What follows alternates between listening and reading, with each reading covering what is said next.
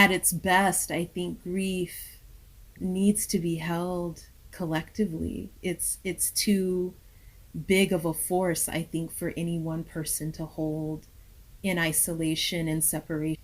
And I think when we try to hold that grief, it gets sloppy. We get sloppy. We get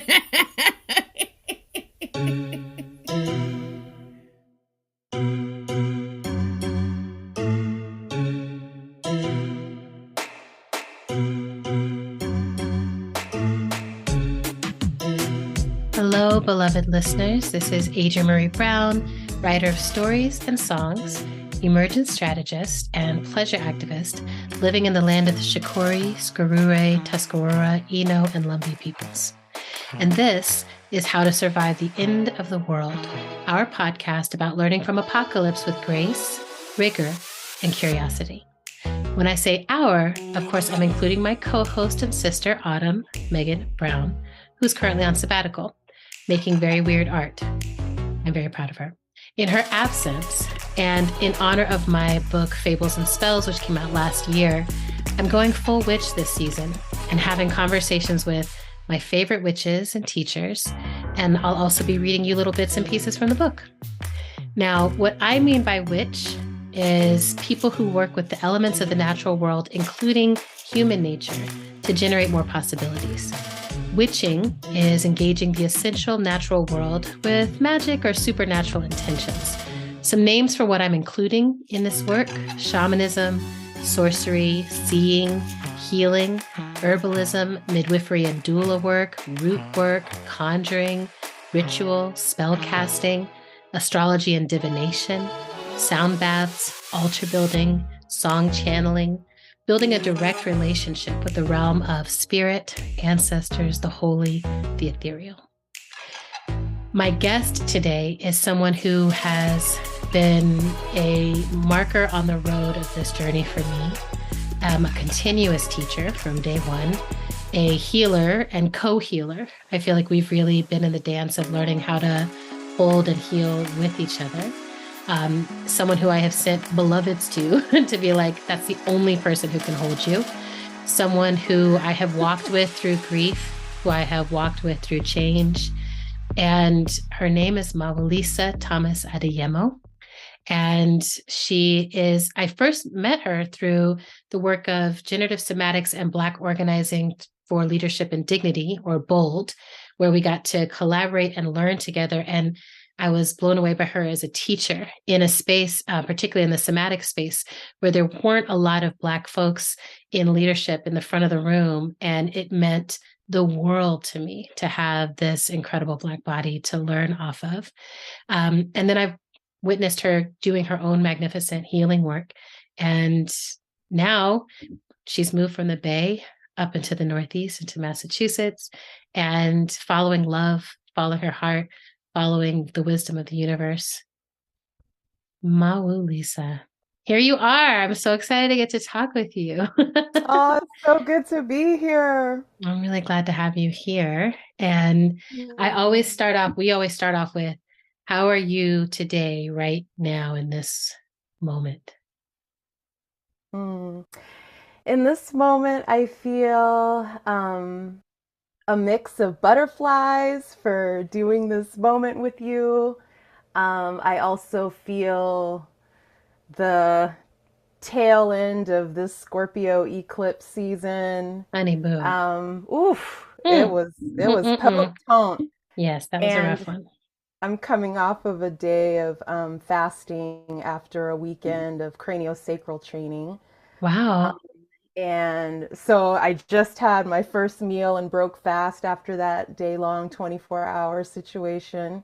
So I feel a lot of energy moving through me, and grateful for a moment of supported discipline with my BFF Hermon. We went in together and like, I gotta get this. I gotta get my taboos in order. I gotta get this fasting down weekly. So she was right there to do it with me, and we're gonna do it on Mondays from here on out. So that's I'm friendship. arriving good, and also Yeah, her friendship is the sweetest juice on the planet. And I just spoke to my son, who is, he was raised by many, many strong women, a very queer situation. And he is on his journey. He's in Colombia right now as we speak. Oh. Yeah, and he's on his journey just trying to suss out and discover himself in deeper ways. And I think Oh. he's trying to really learn and lean into his masculinity in a Mm. way that I feel like I wasn't fully able to prepare him for. Mm. And Mhm. also trying to find his way into a masculinity that isn't the toxic version, that Yeah. is all around. And I just continue to put out those prayers that, he finds that sweet spot in his journey. And Oh, I I just love told him, that like, I for can't him. control you, I can't Hmm. manage you. You do it, honey. You go You're a find yourself. grown man. Yes. I love that you raised this gentle giant man who's on his journey figuring this stuff out. Yeah. He really Yes. is like 8 feet tall, y'all. I'm not exaggerating. I'm like, that came through your body. It You are so did. amazing. Um, okay, good. I'm glad you're here. I'm glad you have broken fast and been in a commitment to yourself. And I'm so excited you're doing the craniosacral training and all of Yes. that. I'm like, that's one of my favorite therapies. Um, Mm. I am, the Scorpio full moon eclipse was Mm. devastating for me. I told you already that I lost a close friend. And I think like 3 days into it or something, I went to read Channy just to be like, what, just what's going on right now. And it was like the death card. And it was like just so over the top, on the nose, like it's time for death. It's time for letting go. It's time for, being with grief. It's time for being with the thin veil. And I was just like, this is too overt for me. And I do feel like grief is what this time is all about. Like yeah, just something in my mind keeps sort of niggling around. I haven't quite found it yet, but it's like there's something about all the grief we're being asked to hold concurrently right now that is supposed to help us discern what is healthy grief and what is unhealthy or over the top or unnatural grief that we're being asked to hold. So I'm excited to be here talking with you because I know you hold the grief circles and that this is something that the universe has asked you to be a teacher around. So we're going to get into that. There's no mistakes. I've been having these witchy conversations and each one is right on time for like something that's moving in me. So I'm just like, okay, great. Mm. I did something. I set up Mm. like a witch school for my heart. Um, Yes. but I'm good. I got a physical today as well. And that was fun. I'm really learning how to navigate fat phobia in the medical industrial complex Yes. and really being able to hear it, just be like, that's not what's going on and that's not what I need. And here's what I do need, you know? Yes. And then just being like, and I can't dismiss, like everyone's like, just change doctors. I'm like, it's not that easy actually when Mm. I'm really interested in integrative medicine and functional medicine and places where the Western and Eastern are dancing with each other. And there's just actually not a ton of doctors who do that right now Yeah. yet, right? But the physical made me feel pretty good. Like I came out of it just like, okay, we have this wild and precious life. We're still in the game, right? That's right. So I know that I'm using the word witch, but that may not be the word you use for yourself or for the practices that you do. And so I wanted to first start off with asking you how you identify the work that you do. Mm-hmm. Yes. Mm-hmm. It's funny. I've been called a witch. I by mean, many I keep people laughing in because I'm many like, if we moments. were in a village at another time, everyone would call you the witch. But now That's true. we get the power to choose. So I'm like, what do you name it? How do I name it? I mean, I feel like the art of witching is really about embodying the divine and co creating with the elements to manifest heaven on earth. Yeah. And Yeah. that part about Yeah. manifesting heaven on earth just feels so key. And it being a co creation with the elemental forces and spirits. Um, Absolutely. and, I really feel like my work is about healing, healing what is wounded and bringing rectification and justice to the conditions and Mm. institutions and social structures that really work to keep us asleep and that work to keep us asleep Yes. to our power Yes. and Yes. enslaved in order to build up their power. And so much of my work is really Mm. about being of service on the front lines of that. Yeah. Um, I love that. I feel like witching for me is about tuning into the voice of the divine, manifested in all of nature. I feel like part of my work as a quote unquote witch is to be a bridge Uh-huh. between worlds and a bridge between realities. I feel like I've been bridging things my entire life and getting clearer and clearer Mm. signals from the universe and from spirit about where my bridge needs to be located and positioned in this world. I really appreciate Mm. the terminology of gatekeeper.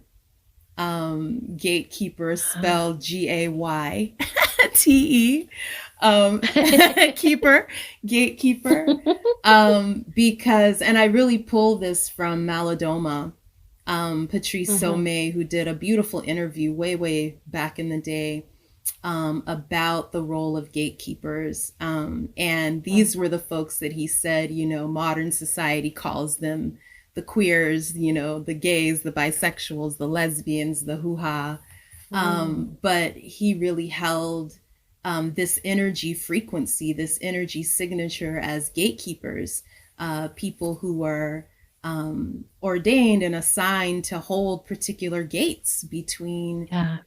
different worlds and to support Mm. access back and forth between those worlds, whether it's bringing the petitions of us to spirit or bringing the will and beauty of spirit here.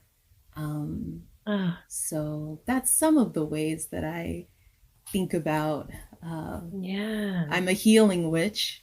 I Yes. love the inclusiveness of how you are defining witching. I feel like it encompasses all of that. Yeah. Yeah, that's some of how I would describe what I do. I love that. I love that. I keep thinking of all the women in my life, the people in my life, where I walk into their home and the whole place is an altar, Yes. you know, and you're one of those people for me.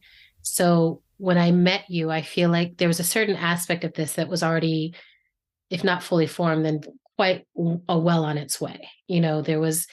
Um, there were calls that you had already answered. And since I've known you, there have been additional calls, like you keep being like, oh, wait, this call just came in and I'm going to go answer it. And I'm going to sometimes travel.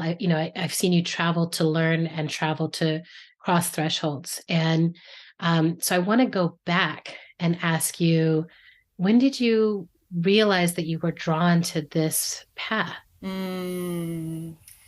My road in was at age 13 as Okay. a baby Jehovah's Witness who had, Mm. for the first time, discovered through a friend of mine from school, Stacy Rando. I'm going to name her because I just want to give her all the props. She Yeah. was the first person who introduced me to the tarot.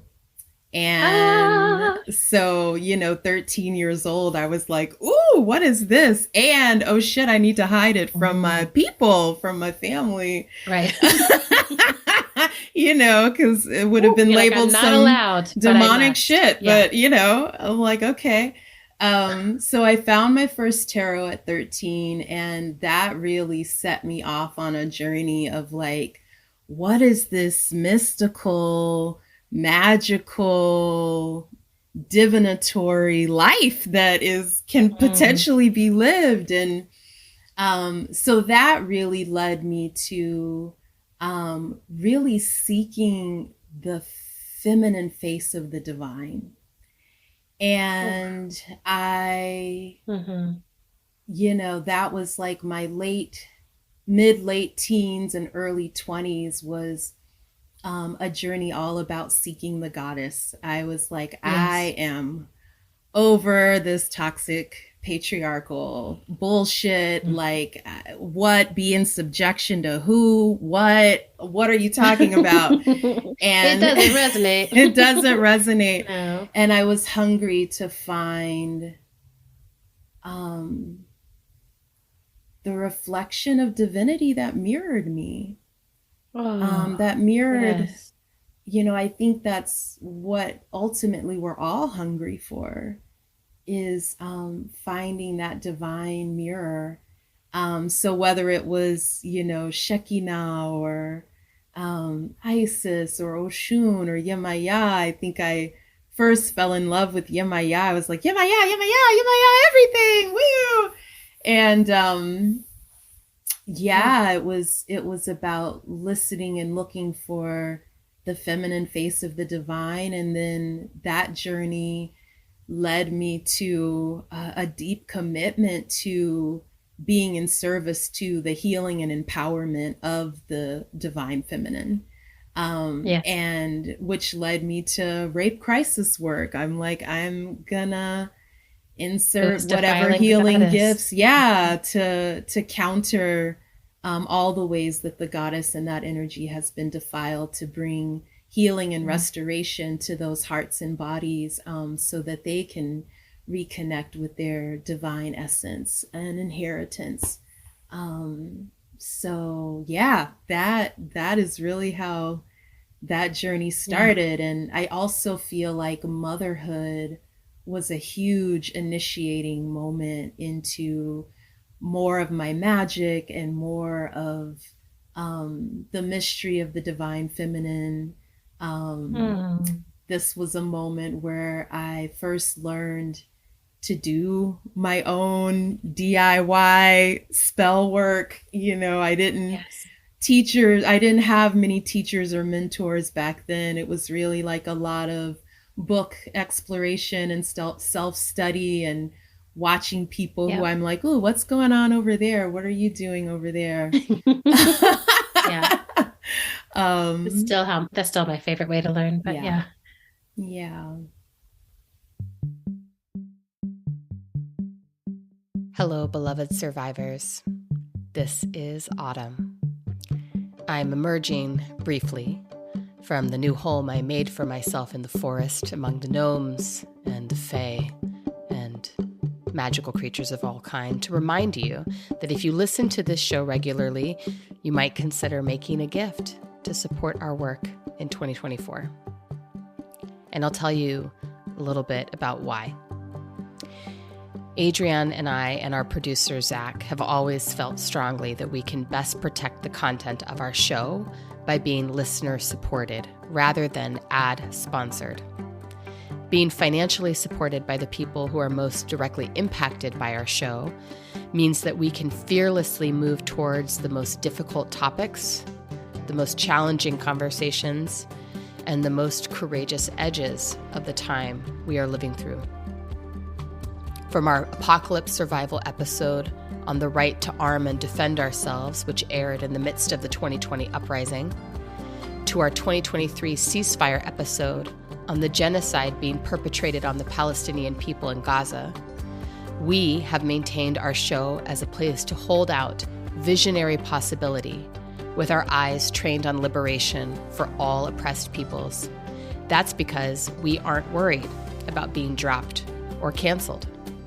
We know that the people who most need to hear us can and will hear us, and that's because of you. So we want to thank you, all of you, who support our show in all of the myriad ways that you do it. And we want to invite those of you who haven't yet to consider making a sustaining gift via Patreon. In exchange, you do get some sweet, cute merch, plus access to content that we record only for patrons. So you can go to patreon.com/endoftheworldshow to learn more. And if you're wondering if I'm coming back, I'm coming back.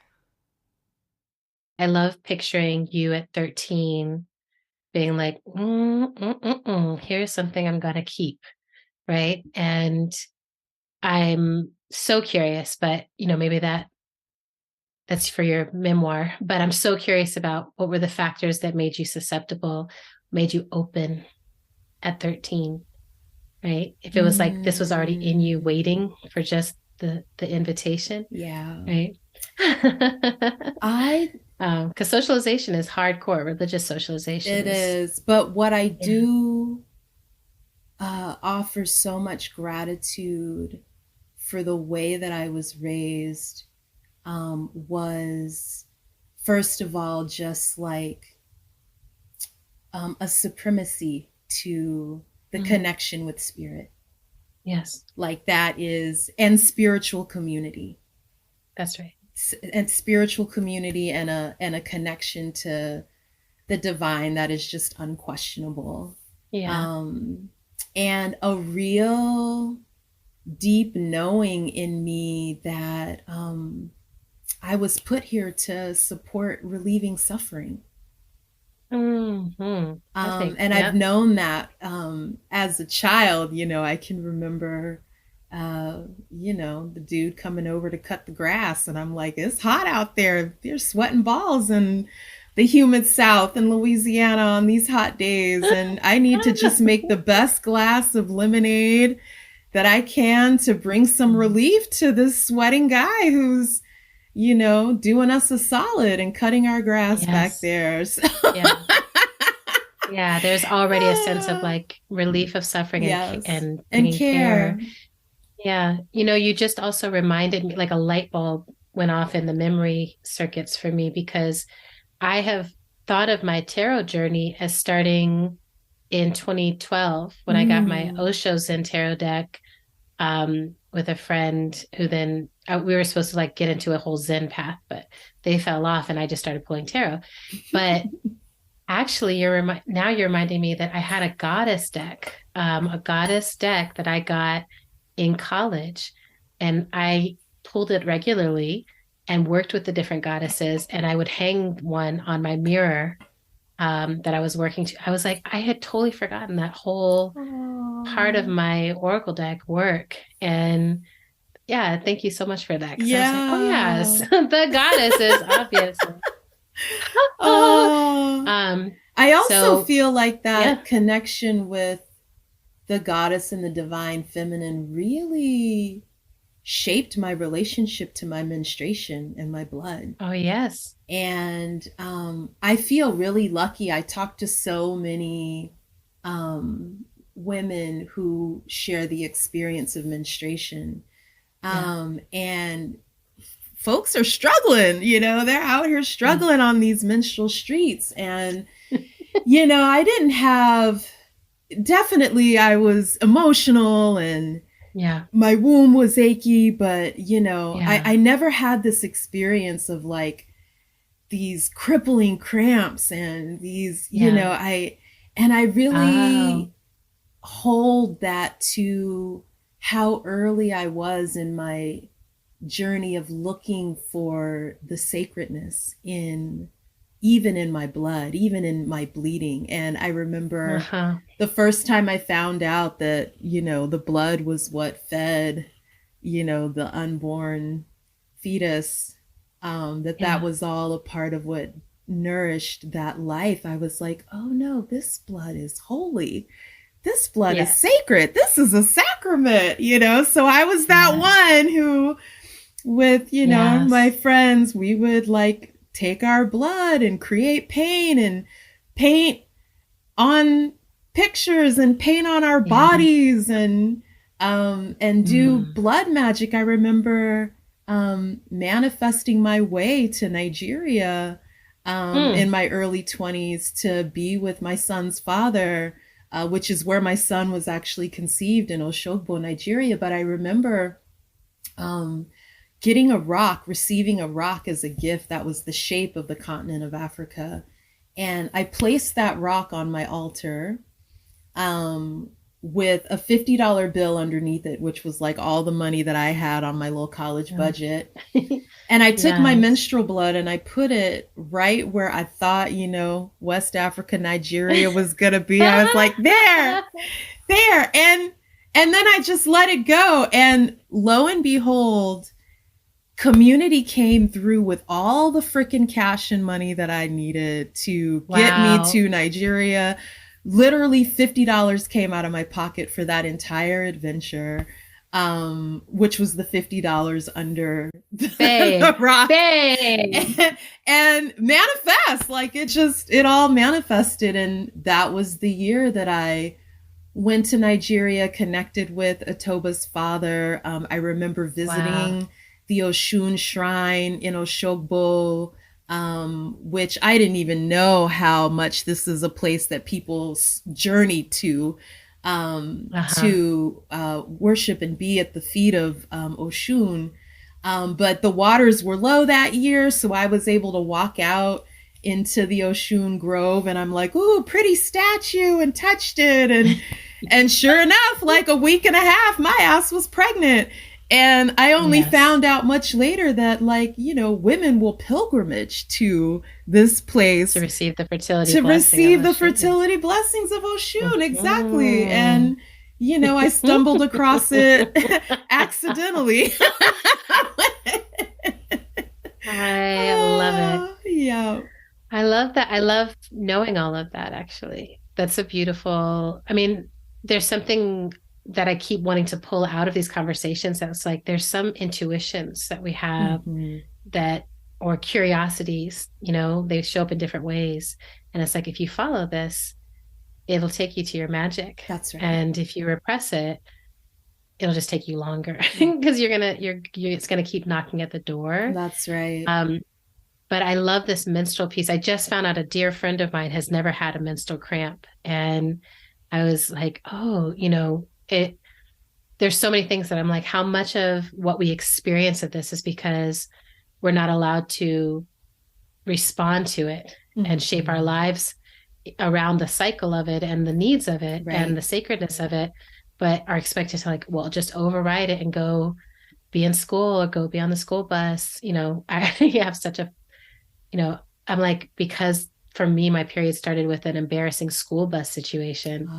I'm like, the mental setting was like, you have to be fearful of this shameful thing. Right. And the process of reclaiming it for myself of like, oh no, this is a way that my body cleanses itself. This is a way that my body moves towards life. This is a way that my body generates. So I love you bringing that in. And I think you've started dancing in this territory, so the next question will be fun to play with. But who would you call the ancestors in the lineage of your work? And, I know you said it early on, you didn't have like that formal teachers necessarily. That came later. So I'm open to hearing, both sides of the lineage, basically. Like, what are places that might be informal aspects of the lineage?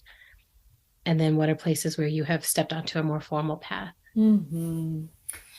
I'll start with the informal. Wow. I wish I could remember all of the authors and books that I dove into studying. Same. Wiccan, Native American, First Nation spirituality, the medicine wheel just made so much sense to me.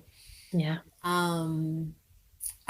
I really feel how my life travels in spirals. So I recognize that how many things I touched in my early 20s that I went away from and then cycled back around to them. Yep. So, I can just remember the Animal Speaks book. I found that and was like, Yes. oh yeah, this is amazing. I remember attending sweat lodges when I lived in Santa Fe, New Mexico, Mm. and lodges that were held and run by queer two-spirited folk, Mm. um, up in Poaki and Tesuki, Pueblo spaces. I just remember, I really have to give Shunyaji a lot of credit from Vedika Global. I Uh-huh. don't know if she would identify herself as a witch at all, but I learned so much healing technology from my studies with Ayurveda. Mm-hmm. I remember, groups of anarchist witches that I would, go to coven gatherings with in New Mexico in my early 20s. They taught me a Is that where lot. you learned the songs? Many of the songs that I like to sing and share in community, there was a group of us women that just gathered once a month for a song circle, and for something we call moon lodges, and Uh-huh. just a moment to share wisdom with each other, to sit in circle, to share songs with each other. And this was my church, Mm. like this was Yeah. my replacement for church. And I remember Mariano Just from Germany. Anani was another sweet song sister. Emily Bruff, who was my neighbor at the time, and we brought all these spirit songs to each other, Mm. and sang them together and learned them with each other, and sometimes went and performed them out in public to take back the nights, and artist Yes. against rape gatherings. I did a lot of work in the rape crisis world, and always Yeah. blended my magic with my political expression. It just felt like Yeah. those two things alchemizing was really, really important on my journey. Mm.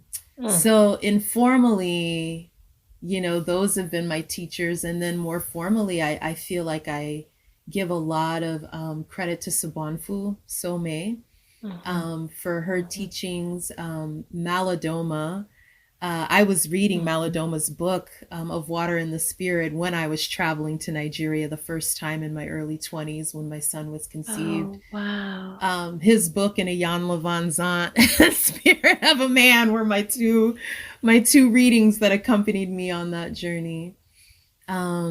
Yeah, Nana Sakara Camila, more recently, who is an ancestor now.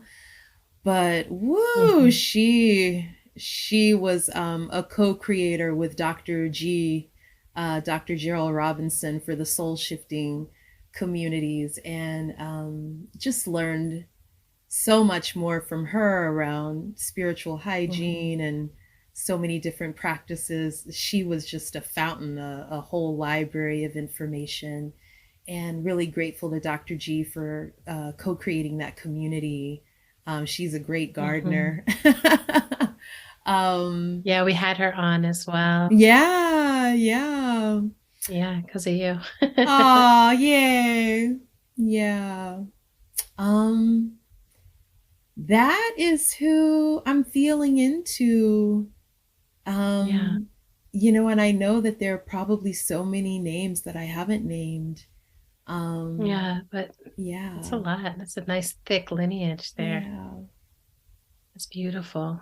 Um, so, we've touched in various ways on some of the things you do, but I'd love for you to just share with folks, like, what are all the ways you do your work now? What are all Mm. the ways you show up and witch and heal and, Hmm. yeah, change the world in your way? Yeah. Primarily, I show up in as a somatic body worker and practitioner, as a co-creator in grief rituals with Mama Lula, and Mm-hmm. Luana, and that is all based on the Dagara technologies that were seeded by Malidoma Patrice Somé and Sabanfu Somé. and really creating spaces for people to, earlier you talked about holding grief. And I really want us to reimagine that. Like, what would it be to not hold grief, but actually to let grief continue to move through us and out? I don't think it's something that we have any business holding. Like, don't hold that. We were built for that to move through us. It's why we have tear glands, and we were built for that to move. And I know that community and the presence of our ancestors and creating intentionally the space for grief to emerge in all of its ways is just so important and so essential. So can you make a distinction there? Can you talk about what it looks like when someone or someone's are holding grief versus when grief is allowed to move through? Like how do you know the difference, or how do you feel the difference as someone who's creating those spaces? Yeah. I think holding grief is a phenomena when people don't feel the permission and the support and the witnessing to let their grieves be felt and to move out and to hold the grief in isolation, thinking that they're the only ones. Grief, I think when at its best, I think grief needs to be held collectively. It's too big of a force, I think, for any one person to hold in isolation and separation by themselves. And I think when we try to hold that grief, it gets sloppy. We get sloppy. Yes. Yeah. It's like I notice it, but it's like I have to dissociate in order to hold on to something. And the minute I come into presence and I'm like with myself, with this latest loss, it was like as soon as I was with myself in a bathtub with the water, I was like, ancestors, everyone help me out. And it was just like full body releasing of and resting into other possible, I was like, oh, I can feel the delight and the peace of the one I love and I miss. So this is my thing, like I'm like, I can feel what I'm like, oh, this is my thing. Yeah.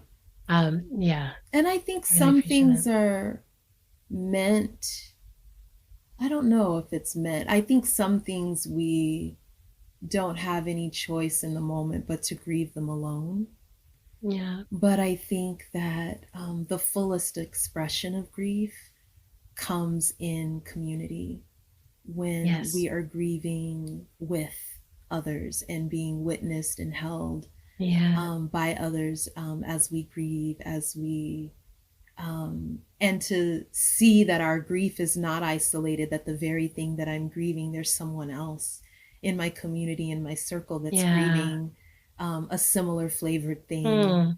To know that the pain that I'm holding is not mine alone. That's right. That's good. Yeah. I think that's really important to hold on to. Yeah.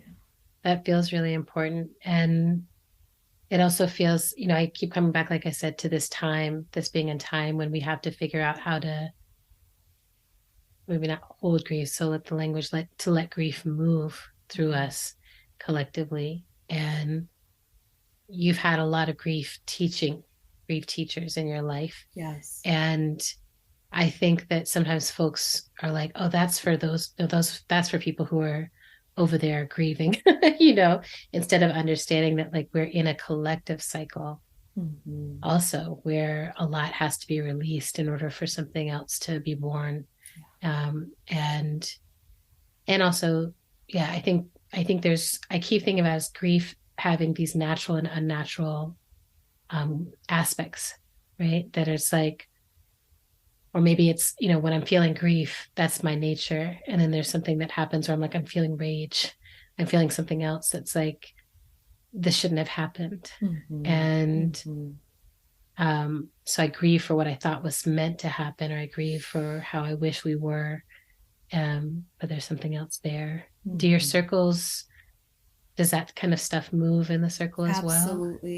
Absolutely. Yeah. I mean, we get to really name the wideness of grief, Yeah. all of the many kinds of griefs that exist. And it's important to name that because when we come together as a community, we're all there in different locations with our grief. And Yes. to name it widely allows each person in that circle to have a moment for the specificity of their grief to be seen and touched and named and brought to light. I think that's so beautiful, MawuLisa. Especially something I noticed immediately in myself, and I've noticed this almost every time I have grief, is trying to diminish my own grief in the name of someone else's. Right? That I'm like, oh, like I'm feeling sad, but this person must be more sad because, or these people are carrying more of a load, or, there's just ways that my technology of self-control takes over. And it's like, get it together, yours is smaller. And I think what happens when I'm able to grieve in community is that there's no need for that comparison. Yes. There's just the presence of the grief is enough. That's the ticket Yes. into the circle. And yeah, I'm just really grateful for folks like you who are like, we need these circles. Yeah. Yeah. Yeah, this really has come on the back of losing my beloved Chef Yolanda and her sudden death, which actually, I really must say that her death was quite an initiating moment for me on my path and deeper into my magic. Because, her transition happened while I was in ceremony. Yeah. And the moment we turned off the Zoom of our virtual ceremony space, I remember sitting at my altar and feeling this presence come in me. And, I'm not one that often is like available for entrance. I'm like, that's right. I keep really good boundaries. Right. I'm that's mostly right. Not available enough to hear the divine assignment, but beyond that, not so open. So this energy came in me and I experienced this incredible erotic moment of just feeling filled up with love and sensuality and sexuality, and it was really wild. I don't want to get too graphic with the description of that moment, but I just remember like riding this incredibly erotic energy, and it was to the point where, I let it dance its way through me, and then I was like, something major just happened, and I need to ground myself. And oh my God, I can't wait to go share all of this moment with Yolanda, who, I thought was upstairs on the other side of the house. Yeah. And in that moment, I discovered her body, and she had transitioned in that moment. And when I make sense of all of what happened, I'm like, oh, that was literally a visitation from her before she left. Like, I feel like her spirit came to touch me in a powerful, erotic way one last moment before she carried on to wherever, her energy was being called to after it left its body. And that just, I really hold that as like one of my major initiations. I've had initiations since then, but that was quite a door opener and a game changer in my relationship to the mystery.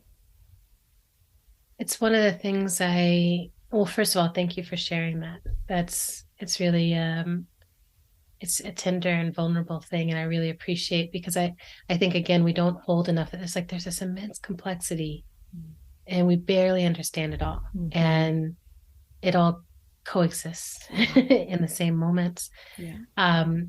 And I feel like one of your gifts in this is that you're such an open, curious being. Mm-hmm. You know, like yes, you have your boundaries, but there's a way that you're like, I don't know, I could try that.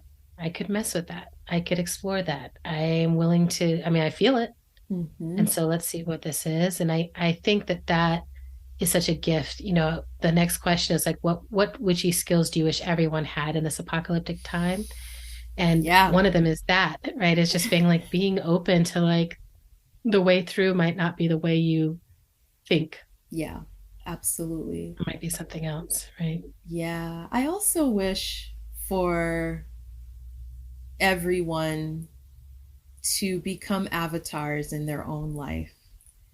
And I'm borrowing from Avatar: The Last Airbender. I was like, I hope it's that one. I hope it's that one for sure. It's that one. The Avatar, you know, was really out here to become a master of all the elements.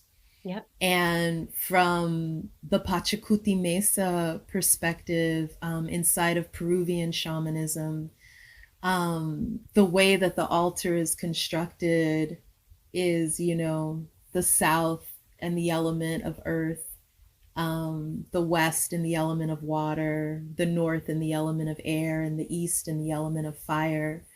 That represents the physical reality at the south, the physical body, the emotional body at the west, the spiritual body in the north, and the mental body in the east.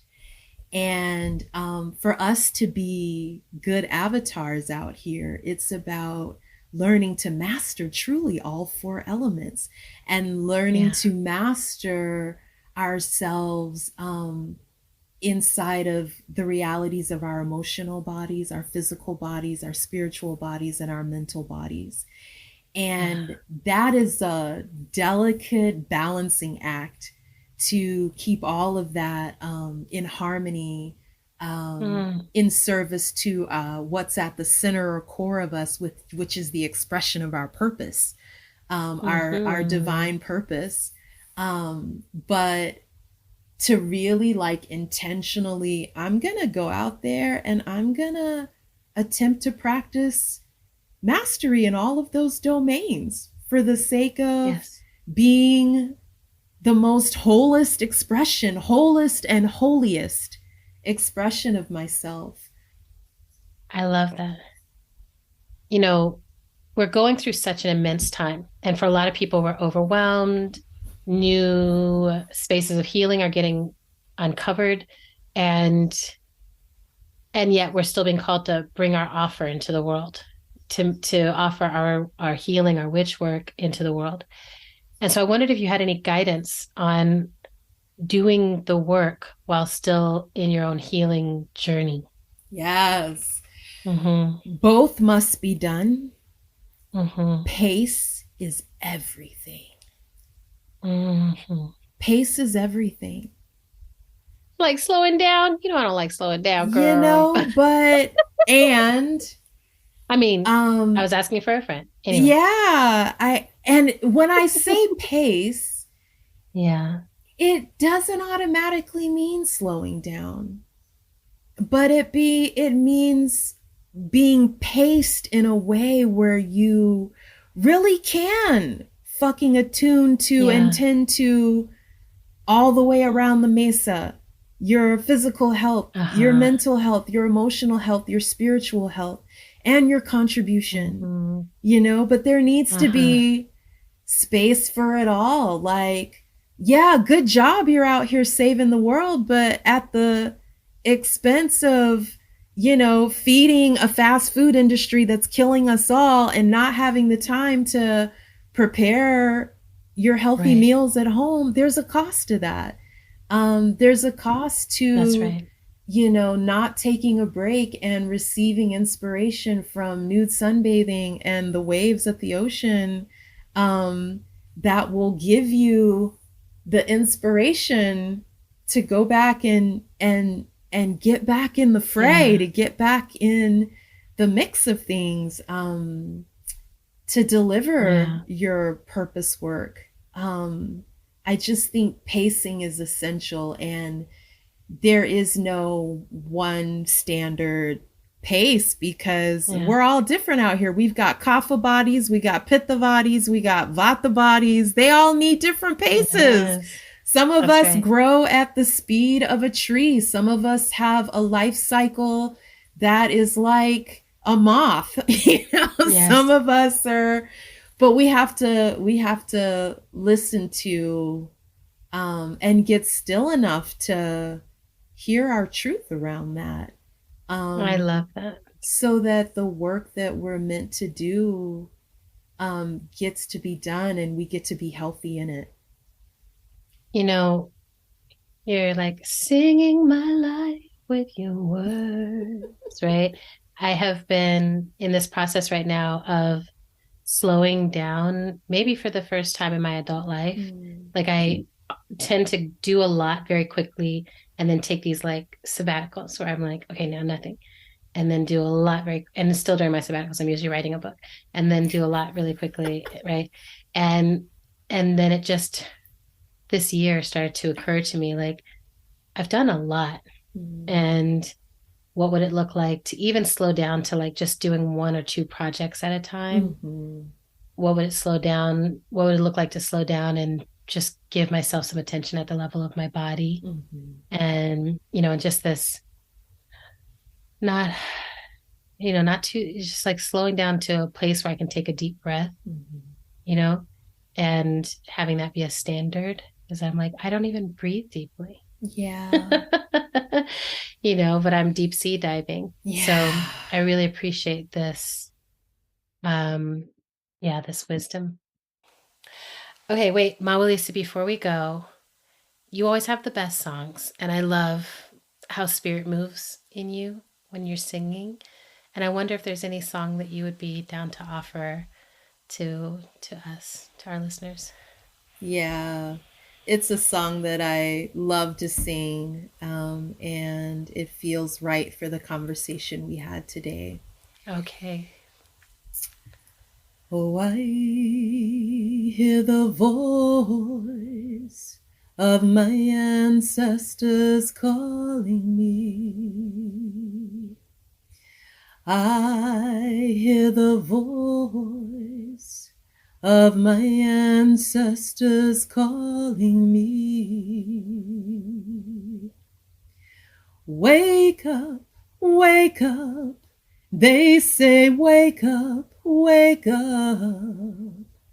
Listen, listen, listen, listen. May the rivers all flow clean, and may the mountains be unspoiled. May the air be pure, and may the trees grow tall, and may the earth be shared by all. Oh, I hear the voice of my ancestors calling me.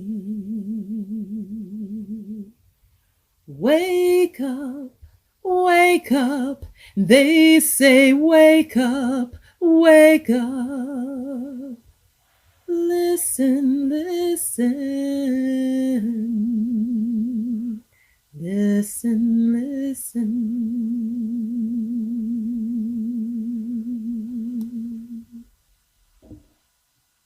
Wow. Thank you so much. Shake these bones, oh I gotta shake these bones, shake these bones. This is so good. Beloved listeners, thank you for tuning in. I hope you're getting as much from this series as I am. I'm loving it. And our show is produced by the delightful Zach Rosen. If you want to support this ongoing work, you can give at patreon.com/IntoTheWorldShow. We are on Instagram at IntoTheWorldPC. Thank you so much.